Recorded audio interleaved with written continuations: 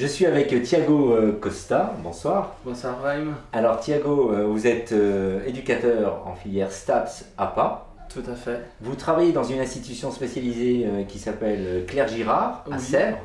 Oui. Et vous développez des activités sportives qui s'adressent aux personnes handicapées. Oui, tout à fait. C'est un public en situation de paralysie cérébrale, Ouais.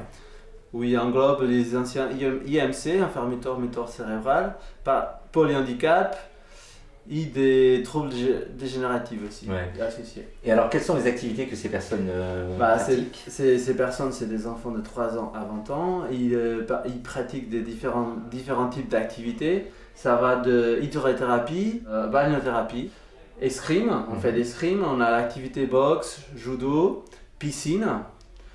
On fait aussi l'escrime cette année, on fait l'escalade, c'est une activité aussi qui se développe pas mal chez nous depuis 2 ans. On se tient à cœur cette activité. On fait la boccia, on fait les tirs à l'arc. Et si je me trompe pas, on fait le bowling aussi. Ouais. Alors vos jeunes sont licenciés en e-sport, la plupart? La plupart, oui, Ouais. pas tous. L'objectif, c'est que pour moi, c'est dans 1 an, 2 ans maximum que la directrice elle accepte que tous les enfants ils soient intégrés en e-sport filié à la fédération. Pour le moment, on a 30. Je trouve que c'est déjà quand même assez bien. Notre club, il a été fusionné avec l'IOM de la Gentilhommière à Marne-la-Coquette.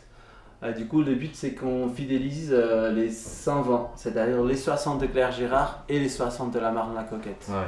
Alors, j'imagine que vous pensez à l'avenir des jeunes, une fois qu'ils auront quitté l'institution. Et l'objectif aussi, c'est de leur permettre de pratiquer une activité sportive adaptée, une fois qu'ils auront quitté l'institution et qu'ils se retrouveront soit en milieu ordinaire, soit chez leurs parents, ou Oui, dans un tout autre à centre. fait. Tout à fait. Et ça, c'est le but, c'est que s'ils sont tous fidélisés, on peut le suivre par la suite. C'est-à-dire les comités départementaux et la fédération, ils peuvent le suivre. Et nous, on peut lui donner l'indication, par exemple, s'ils vont dans une MAS, dans une maison d'accueil social, ou dans un FAM, dans un foyer d'accueil médical, c'est pour les adultes.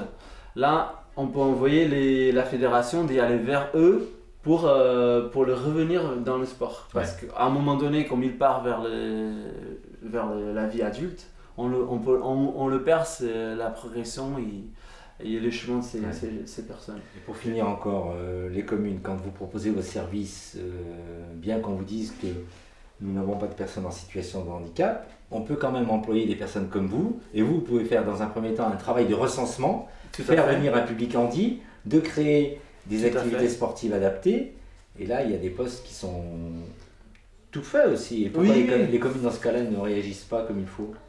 Je crois qu'ils sont déjà ouverts, mais je crois qu'ils sont aujourd'hui, ils n'ont pas encore l'essence du terme handicap. Ils savent ce que c'est le handicap et ils y mettent en place les règles, pas dans toutes les écoles, mais ils sont en train de mettre en règle.